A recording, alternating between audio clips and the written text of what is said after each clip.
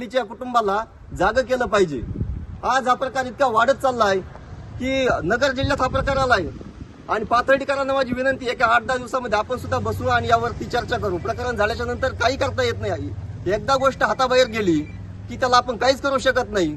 म्हणून आता जो झालाय प्रकार तो आतापर्यंत थांबावा आणि इथेच लव जिहाद हे प्रकरण संपवावं यासाठी आपण सगळेजण प्रयत्न करणार आहोत।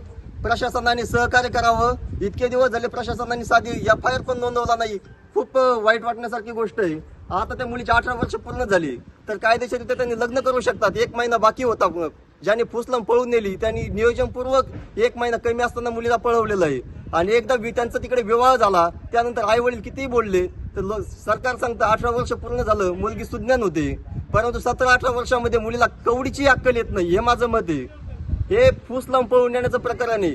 हे मुलगी स्वतःहून गेली नाही, सीता स्वतःहून गेली नव्हती, रावणाने पळवली होती। यावरून तुम्ही लक्षात घ्या, जाणं आणि पळून नेणं यामध्ये खूप मोठा फरक आहे आणि ही परिस्थिती थांबावी आणि ही परिस्थिती वाढू नये। ज्या परिसरामध्ये अजून लव जिहाद सारखा प्रकार पोहोचलाच नाही त्या परिसरामध्ये वेळीच जागा होऊन या विरोधात उपाययोजना म्हणून समित्या स्थापन कराव्या किंवा त्यांच्या संकल्पनेला वाटेल असं आणखीन काही करावं आणि हा प्रकार इथले तर कसा थांबवता येईल यासाठी सर्वांनी विचार करावा, प्रयत्न करावे आणि खबरदारी घ्यावी असं स्पष्ट मत मी या ठिकाणी व्यक्त करतो आणि थांबतो। जय हिंद।